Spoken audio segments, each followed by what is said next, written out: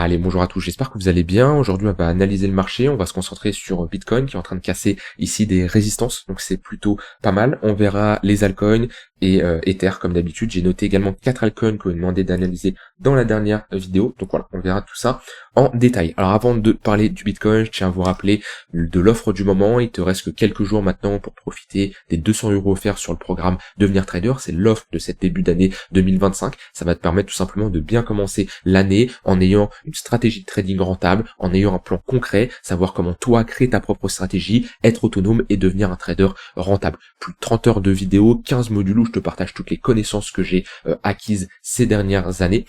Tu as également un accompagnement complet, que ça soit via un groupe privé qui regroupe l'ensemble des traders qui sont formés, un coaching personnalisé, également un accompagnement à vie. Donc voilà, mon but c'est vraiment pas seulement que tu puisses te former de ton côté, bien sûr ça c'est un point important, mais c'est également de moi t'accompagner sur le long terme en ayant un suivi personnalisé, un suivi unique, comme ça je peux répondre à tes questions, voir ce qui ne va pas dans ton trading, te proposer des solutions tout simplement pour que tu puisses améliorer tout ça. Donc mon objectif c'est vraiment de te suivre jusqu'à temps que tu deviennes un trader performant. Tu as 200 € offerts sur le programme, tu as toutes les infos en cliquant sur le premier lien en description. Alors, je commence par le Bitcoin qui est en train de potentiellement enregistrer une très bonne clôture daily. On avait parlé hier dimanche des scénarios que j'envisageais, mon plan pour la suite et ce que je surveillais du marché. Et voilà, lundi, comme d'habitude, j'en ai encore parlé hier, c'est toujours un peu similaire le marché de ce qu'il nous fait. Le samedi, dimanche, une faible volatilité et en général le lundi, un regain de la volatilité. C'est toujours comme ça, le lundi, c'est souvent la journée où il y a le plus de volatilité, donc une très bonne bougie impulsive, plus 4%. On va bien sûr attendre la clôture daily, mais si on clôture comme ça sur le BTC, c'est assez bullish vu qu'on repasserait au-dessus de ces gros niveaux de résistance. Premier niveau 98 500 $, deuxième niveau 101 500 $. Donc en plus on a une très forte impulsion, on voit en une heure un léger rejet dans cette zone de résistance, puis ensuite un deuxième break. Le plus gros niveau c'était le niveau des 100 000 $, mais on les a passés. On le voit ici, on a eu une très forte demande qui est arrivée d'un coup. On le voit de toute façon ici sur les deltas. Au moment où on a break le niveau ici des alors c'est ici à ce niveau-là. Au moment où on a break le niveau des 100 000 $, on voit on a des deltas fortement positifs. Donc il y a eu pas mal de buy market ici, des acheteurs agressifs qui ont bien poussé. Parce qu'on l'avait vu ici dans le carnet d'ordre, on avait pas mal d'ordres qui étaient en attente d'être exécutés sur les 100 000 $. Donc c'était un mur, c'est un chiffron psychologique. Donc c'est pour ça, ça ne m'étonne pas que ça soit pour faire office de support ou office de résistance, ça reste tout simplement un niveau clé psychologique. Donc maintenant, le fait que BTC repasse au-dessus de ce niveau de polarité, on attend bien sûr la clôture daily, on ne se projette pas tant qu'on n'a pas cette clôture, parce qu'il y en a beaucoup qui se projettent, qui ça y est, c'est parti, to the moon, et au final qui se font piéger. Mais si on a une clôture comme ça daily, c'est extrêmement bullish pour la suite, et pour moi on n'aurait pas de mal de faire un nouvel ATH, et pareil, la zone d'invalidation, c'est la même, c'est si on repasse en dessous de ce niveau-là. Et même, on pourrait avoir une zone d'invalidation un peu plus large, où on se dit, très bien, on n'est pas censé repasser en dessous de cette bougie impulsive. Pourquoi ? Parce que c'est notre bougie impulsive qui break ces deux zones de résistance. On a eu une forte demande à ce niveau-là. Techniquement, c'est des niveaux qui doivent être maintenus par les acheteurs. Donc on n'a aucune raison de repasser sous cette bougie impulsive et d'avoir une clôture daily en dessous. Si c'est le cas, alors on aurait la réintégration de ce range-là et on aurait de grandes chances d'aller chercher ici l'extrémité opposée. Donc ça nous permet tout simplement d'avoir une zone d'invalidation qui est claire et d'avoir tout simplement un niveau qui nous permettrait de ne pas holder une position perdante. Le but c'est toujours de couper les pertes rapidement. C'est-à-dire que si je rentre en trade, je veux avoir un niveau qui est défini où je sais que si on passe sous ce niveau-là, je sors de ma position. Donc voilà, en tout cas ça fait plaisir d'avoir un marché qui repart. On avait identifié ce niveau de support comme une bonne opportunité d'entrée. Moi ce trade sur les futurs, je l'ai clôturé parce que j'ai atteint mon plan, mon objectif que je m'étais fixé. Après j'ai toujours du spot long terme bien sûr, mais là sur ce trade là voilà, il est clôturé. Après il y en a qui vont me dire oui mais t'aurais pu le garder. C'est toujours simple de dire après quand le marché comme ça a pump de oui j'aurais pu faire ci, c'est toujours plus simple. Moi ici j'étais sur résistance, j'avais toutes les configurations pour sortir de ma position. Maintenant voilà, avec des si on peut toujours refaire le monde. C'est sûr que si on me remet 10 ans en avance, c'est sûr que je vais beaucoup mieux performer sur le BTC en ayant la charte en tête qu'une personne qui la découvre. Mais voilà, c'est toujours simple après de dire ça, mais dans tous les cas, j'ai respecté mon plan. Il y a mon trade qui est passé, ça fait plaisir. Maintenant, BTC c'est très simple, on arrive dans ce biais bullish que je vous avais évoqué, où si on commence à clôturer au-dessus de ce niveau-là, sur l'intraday, sur du swing, sur les altcoins, il va y avoir des setups d'achat, parce que j'estime qu'on pourrait repartir en bull market et aller faire un nouvel ATH. D'ailleurs on peut mettre également des extensions de Fibo pour voir au cas où on fait un nouvel ATH, quels sont les targets qu'on pourrait aller aller chercher. Et on aurait tout simplement une target entre les 118, 100% d'extension, l'extension de ce range-là, qui nous donnerait une target entre les 118 000 et les 125 000 dollars. Si je me mets ici en weekly, on a toujours également ce niveau à surveiller au niveau des 122 000 dollars. Donc on voit qu'on a une très bonne confluence ici pour potentiellement aller chercher cette zone au cas où on fait un nouvel ATH. Tac, je vais la mettre comme ça.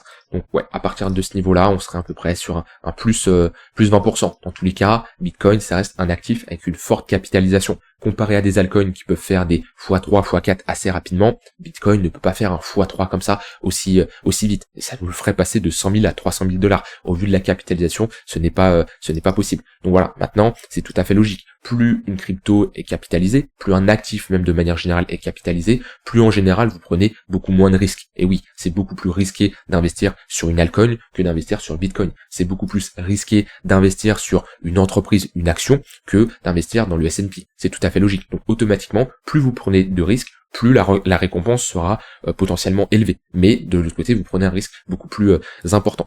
Maintenant, voilà, Bitcoin, ici, c'est la grosse zone que je surveillerai pour également potentiellement prendre des profits, que ça soit sur du spot long terme, et également me méfier sur mon exposition globale sur les cryptos, parce qu'on arriverait sur des niveaux assez élevés. Maintenant, c'est pas pour ça que je vais crier au bear market. Faut voir toujours comment le marché réagit. Il y a une différence entre aller chercher ce niveau-là, avoir une petite phase de consolidation et repartir, et aller chercher ce niveau-là, avoir un ravalement baissier, un signal qui nous montre, ok, attention, on a une réaction vendeuse. Voilà. Ici, par exemple, on a des exemples. Là, on a une pattern de top, avec sommet creux, sommet plus bas que le précédent, creux plus bas que le précédent. Là, on a un ravalement baissier. Alors, ça nous montre que on arrive sur des niveaux où les vendeurs se manifestent. Pour le moment, on n'a pas une grosse manifestation des vendeurs. C'est sûr que si on rejette ici et qu'on commence à faire quelque chose comme ça, là on aurait une structure de top, là ça serait plutôt bearish parce qu'on inverserait notre dynamique avec des creux des sommets de plus en plus bas, ce qui n'est pas le cas actuellement. Après, vous pouvez bien sûr prendre vos profits sur la montée. Un BTC qui va chercher les 150 000, 170 000 dollars, ce n'est pas impossible. Et je n'ai pas de boule de cristal. Mon but, c'est pas de l'anticiper. Par contre, ce qui est intéressant, c'est d'un point de vue sentiment de marché, les gens sont pas bullish. Et je l'ai vu. Déjà, je l'ai au niveau des datas. On a les spreads qui nous permettent de regarder ça. Pour le moment, on n'a pas de l'euphorie sur les contrats perpétuels. On a également le funding. On voit qu'on a un funding qui est tout simplement plat. Et on n'a pas un funding aussi élevé. Je vais mettre en daily, mais aussi élevé que quand on a fait un nouvel ATH après l'élection de Donald Trump. Mars également. Mars, on avait un funding fortement positif. Et rien à voir avec le bull market de 2020-2021. On le voit bien ici. Hop. Je vais agrandir, voilà, on voit bien la différence. Donc pour le moment, pas des fundings extrêmement élevés. Le sentiment, pour moi, il est pas super bullish, et vaut mieux ça. En général, quand tout le monde devient euphorie, que ça y est, ça parle dans les médias de partout. Il y a une différence entre parler dans les médias de Bitcoin et dire dans les médias, oui, alors, ils peuvent pas faire de conseil en investissement, mais on le sent quand ils commencent à dire, oui, il se passe quelque chose, oui, Bitcoin, voilà, ils interrogent les gens dans la rue, tout le monde est euphorie. Enfin, non, j'exagère quand je dis la chose, mais globalement, c'est un peu ça. Même ça soit vos amis qui vous en parlent, etc. Ça c'est complètement différent, et chose que je ne le retrouve pas actuellement. Et donc ça c'est les datas. Et la deuxième chose, ça va être le sentiment de marché que je vais voir à travers mes vidéos sur YouTube. Moi honnêtement, dans les commentaires ou même sur le Discord, ça me permet de voir le sentiment de marché. Et quand à ce niveau-là, je rentre en position sur les 90 000 dollars et je suis pas loin de me faire insulter dans les commentaires parce que oui, non, c'est une erreur de rentrer ici, le marché va aller à 88 000 dollars, qu'on a un rebond de 2-3 jours à ce niveau-là et qu'on me dit oui, non, mais ta position elle va encore se faire stop loss parce qu'on va aller chercher les 90 000 dollars. Bon, moi je suis convaincu que non, parce que la majorité des gens ont tort, et il y a beaucoup de gens qui ont été ici laissés sur le côté suite à ce rebond. Donc ça c'est plutôt pas mal. Quand la majorité des gens disent quelque chose, en général il se produit assez rarement. Ça me refait penser à ce fameux niveau des 14 000 dollars, 14 000, 12 000 dollars. Tout le monde parlait qu'on allait avoir un pullback ici, et j'ai pas envie de dire j'étais le seul, mais il y en avait pas beaucoup qui, après cette pattern de retournement, ou même début janvier, qui disaient pour moi on a des chances de bottom et on n'ira pas chercher ce niveau des 13-14 000 dollars parce que tout le monde y parle, tout le monde en parle. Et c'est là l'importance d'avoir une confluence entre l'analyse technique et le sentiment de marché. Et ça, c'est très puissant. Quand vous avez ça, vous avez en général des signaux très intéressants. Donc voilà, pour le BTC en tout cas, bullish sur l'intraday. On fait de la continuation de tendance. Comme d'habitude, vous voyez, on a des mois immobiliers qui sont orientés à la hausse. Et ben les pullbacks dans ces mois immobiliers-là sont des opportunités d'achat. Vous voyez, dans la nuit ici, on est revenu parfaitement chercher le tunnel 15 minutes au-dessus du point pivot daily et on a parfaitement rejeté. Là encore, avant de pump, on est revenu chercher le tunnel 15 minutes et on a parfaitement rejeté et on a eu une bonne continuation de notre tendance. Donc pareil, les moyennes mobiles sont orientées à la hausse. Le 1 heure repasse au-dessus du 4 heures. Alors concrètement, il n'a jamais été complètement sous le 4 heures, il était pas loin de le transpercer et on voit bien qu'on repasse sur des moyennes mobiles court, moyen et long terme bullish. Donc quand je vois comme ça ce genre de pattern, on a tout pour moi pour aller faire un nouvel ATH. Le 15 minutes est au-dessus du 1 heure, le 1 heure est au-dessus du 4 heures, les creux et les sommets sont de plus en plus hauts. On a un sentiment de marché qui est assez neutre, voire pas spécialement bearish, mais on n'a pas un gros sentiment positif. Moi j'ai des données ici qui me disent que Bitcoin est prêt à faire un nouvel ATH. Est-ce que c'est pour ça qu'il faut all-in? Est-ce que c'est pour ça qu'il faut faire n'importe comment, n'importe quoi, avoir une mauvaise gestion du risque? Absolument pas. Tout est une question de curseur d'exposition et vous devez bien sûr avoir une zone d'invalidation. Mais avoir, comme je dis, la clôture daily, parce que d'ici 7 heures, il peut se passer pas mal de choses, et si on commence à clôturer ici, ça n'aura pas la même signification que de clôturer au-dessus de ce niveau-là, mais globalement, si on clôture comme on est actuellement, on a une réintégration, et c'est pas mal, ce qui nous permet d'avoir une zone d'invalidation qui est sous cette bougie impulsive, ou de manière un peu plus agressive, si on repasse en dessous de ce niveau-là. Mais on pourrait très bien pullback ici et repartir, c'est tout à fait possible. Voilà, sur le Bitcoin, pas grand-chose à ajouter à ce niveau-là. On en saura plus quand on aura bien sûr notre clôture daily. Ether qui suit un peu plus, de toute façon je vous avais parlé, s'il réintègre cette zone de résistance, la prochaine zone c'est les $4000. Maintenant Ether est plus à la traîne que BTC sur du long terme, mais quand je vois comme ça la charte, on a une bonne pression acheteuse, on fait toujours des gros creux de plus en plus haut. On a ici un niveau assez important avec pas mal de liquidité au-dessus.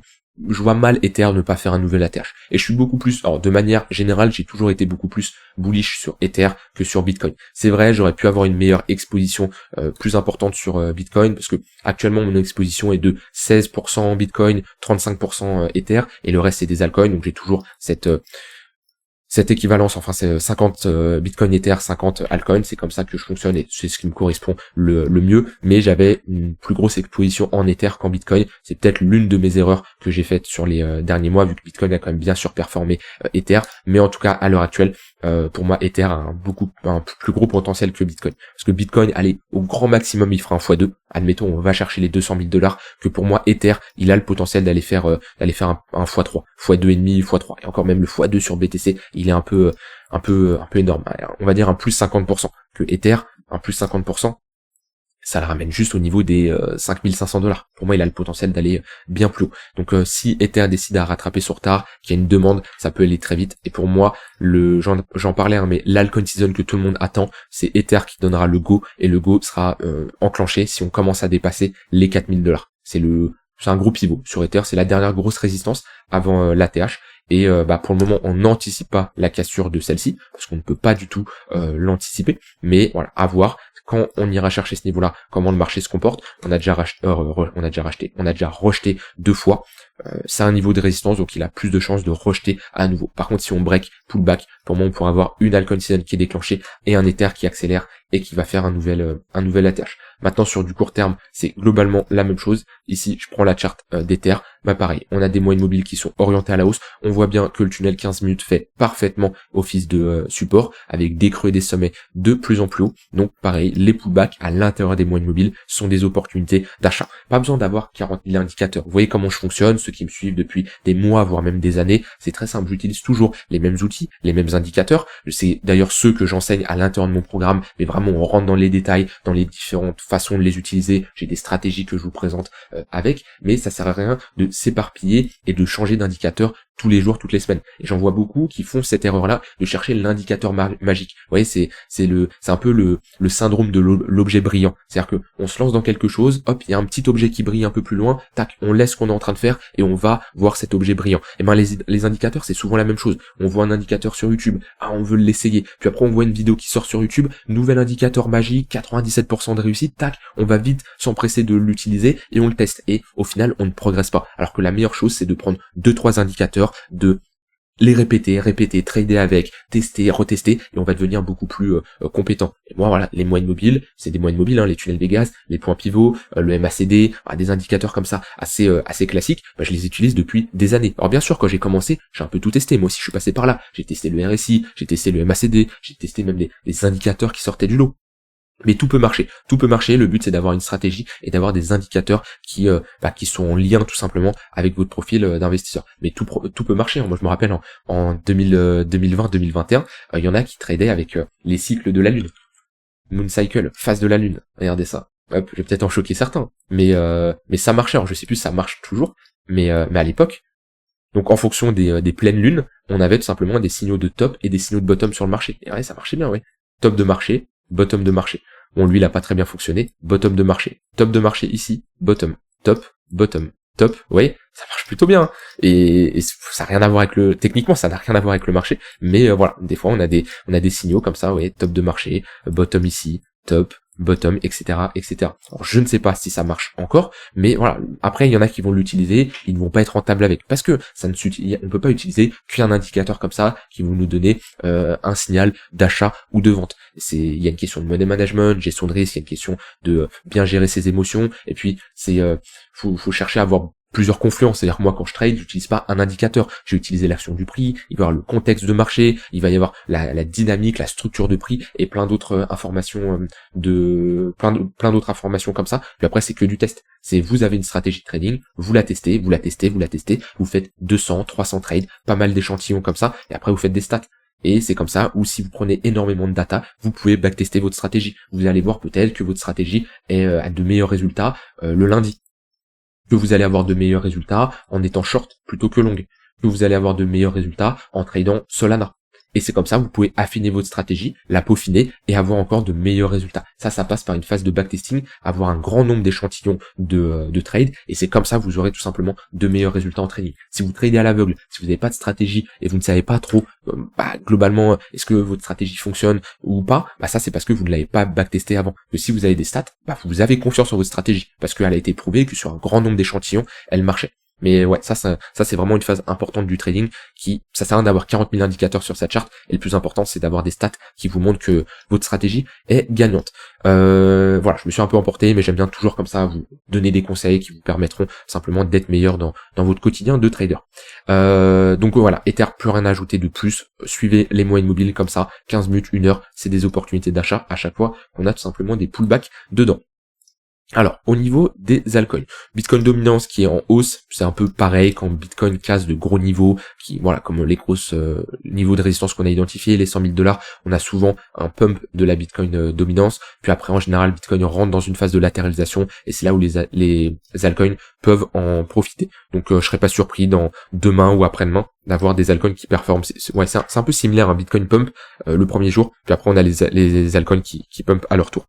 Sinon au niveau des altcoins, ils suivent globalement le Bitcoin. Vous pouvez toujours regarder comme ça les altcoins les plus fortes, mais on voit que BTC lead bien la journée. Après on a Render qui est forte, c'est une altcoin qu'on avait identifié d'ailleurs dans la vidéo que je vous ai fait sur les 5 altcoins, vous voyez ADA, SUI, Tao, ICP, et on a des altcoins qui ont très bien réagi. Je vous avais dit, tunnel 15 minutes, c'est un niveau intéressant à surveiller. Voilà, très bonne réaction ici dans le tunnel 15 minutes. Pareil, vous prenez ces altcoins, c'est des altcoins que j'estime fortes pour faire de la continuation de tendance, et les pullbacks dans les moyennes mobiles sont intéressantes pour se positionner.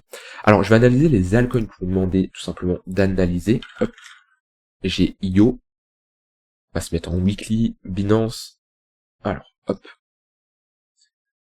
Donc, qu'est-ce qu'on a? Alors déjà, je vais regarder si ça a été listé avant ailleurs, si on a une charte qui est jeune ou pas.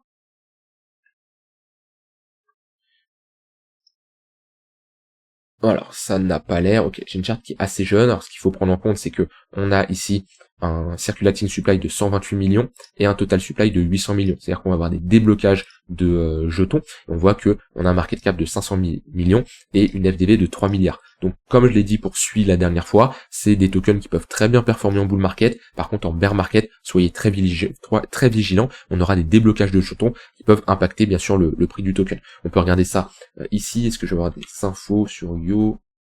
Je sais pas si vous me le trouvez. Yo.net. Hop. On peut apercevoir ça là.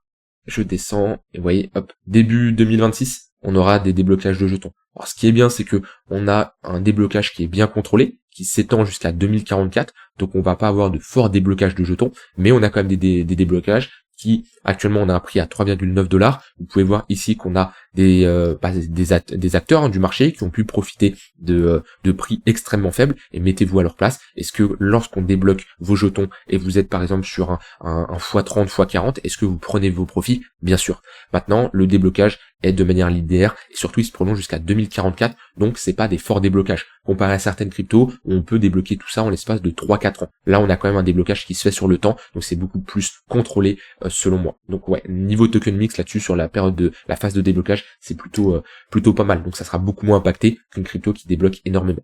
Maintenant, d'un point de vue technique, la charte est bullish. La charte est bullish, pourquoi? Parce qu'on a eu ici notre pattern de retournement, notre phase d'accumulation. On a presque eu le pullback ici sur la ligne de coup et on a eu un rejet violent. Cette phase d'accumulation, elle est très importante et c'est ce que je vous recommande à chaque fois sur des charts comme ça jeunes, des projets qui se lancent. Quand on n'a pas d'historique de prix, c'est très difficile d'avoir une bonne vision de marché, une charte qui est claire pour rentrer en position. Et la meilleure chose à faire, c'est de patienter.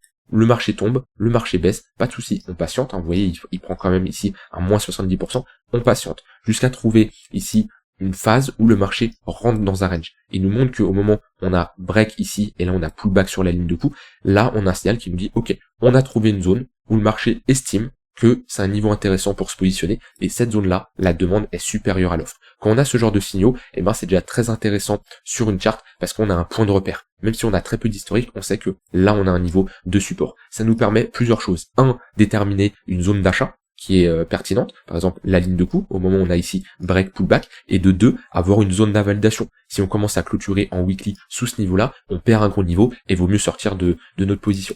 Donc ouais, la charte est bullish. Maintenant actuellement, on s'approche quand même d'une zone de résistance, vu qu'on est sur un précédent sommet. Donc là-dessus méfiance. On a eu 7 patterns de retournement en daily. Pour le moment, la charte est bullish en daily, mais on est sur résistance. Donc pas de signaux de retournement. Si on commence à avoir une structure de top, un ravalement, un signal baissier, et ben là ok, faudra sûrement prendre ses profits. Pour le moment, le marché peut bien sûr continuer à hausser. Alors maintenant, quand on a comme ça une charte qui est jeune, c'est compliqué de déterminer des zones de prise de profit. Alors comment on peut procéder? On peut ici prendre ce point le plus haut, ce point le plus bas et mettre des extensions. Ça nous donne une target au cas où on fait un nouveau sommet au niveau des 6 $, 6,8 $. Ensuite, on peut prendre des extensions suite à ce range là. Hop, je vais inverser ça comme ça. Un 118, 100% d'extension. On peut mettre des extensions beaucoup plus élevées, comme par exemple les 218. Voilà, on a parfaitement méché. On peut mettre également les 3 618. Donc ça, c'est des extensions de Fibonacci. On peut prendre le market cap. Quand on commence à arriver sur des niveaux de valorisation assez élevés, en comparaison, par exemple, avec d'autres cryptos, on peut prendre ses profits. On a les chiffrons psychologiques, comme les 5 $, les 6 $, les 7 $. On peut bien sûr prendre la charte du Bitcoin. Quand le Bitcoin est ralenti, on peut prendre ses profits sur les altcoins. Voilà, là, je vous ai donné pas mal de manières de prendre ses profits sur les cryptos. Alors, ensuite, on a CKB. CKB, hop. Tac, je supprime ça. Alors, on a eu cette grosse phase d'impulsion, on a presque fait un nouvel ATH. Globalement, on est bloqué dans un gros range. On a fortement corrigé et on est revenu chercher la ligne de coup. Et vous voyez, franchement, si vous pouvez retenir quelque chose de cette vidéo, c'est qu'on a des pullbacks sur des lignes de coup, weekly voire monthly, ici. Une ligne de coup, c'est tout simplement le point le plus haut ici d'une pattern de retournement. On a ici une grosse phase d'accumulation, creux, sommet, creux plus haut, sommet, break ici. Et quand on a comme ça un pullback sur la ligne de coup, en plus on fait un moins 80%, donc on a un gros pullback, c'est clairement une très bonne zone de localisation. Et c'est rare que j'ai des aussi bonnes zones de localisation que sur des pullbacks comme ça, sur ces niveaux-là. Maintenant, je vais dire la vérité, mais faut avoir une période de couille hein, pour rentrer à ce moment-là. C'est-à-dire que quand t'as une crypto comme ça qui fait un moins 81%, que je mets en mode replay, parce que là on a rebondi, c'est simple hein, quand on voit comme ça, mais que ici je me mets en mode replay comme ça, voilà, faut avoir une paire de couilles pour acheter ici. Et voilà, c'est ça l'importance d'avoir une stratégie, d'avoir un plan, d'avoir un setup. Après l'expérience marché joue beaucoup, mais il y en a pas beaucoup qui achètent ici quand ils voient une charte comme ça, parce qu'ils vont se dire ça va aller plus bas. Sauf que le marché rebondit bien sûr un jour. C'est toujours plus simple après de le dire, bien sûr le marché a rebondi, mais les pullbacks sur des lignes de coup, c'est clairement des entrées, c'est des entrées pépites, clairement sur du long terme. Maintenant, on a quand même bien rebondi depuis ce pump sur la ligne de coup, on a fait au plus haut un plus 200%. CKB qui est quand même faible, hein, parce qu'on a, hop, on a ici, si je m'en sors, tac, on a ici validé ce break de ce bad range, M-top, break du bad range, Et actuellement, on essaye de regagner cette zone de résistance, mais ouais, on est sur résistance actuellement. Vous voyez, c'est pas l'altcoin la plus forte, comparé à, on a vu juste avant, IO, qui a validé sa pattern de retournement et qui est très bien parti. On voit que CKB n'a même pas encore validé cette pattern de retournement. Donc, bon, déjà, pour du trading moyen terme, ça manque de flux. Moi, je me concentrerai pas sur ce genre d'altcoin. Maintenant, pour de l'investissement long terme, pour moi, on est toujours sur des niveaux assez hauts. Si on se positionnait sur le pullback de la ligne de coup, maintenant ici, la zone n'est pas idéale selon moi. En tout cas, moi, je ne rentrerai pas ici. Il me reste 2 cryptos. Gala.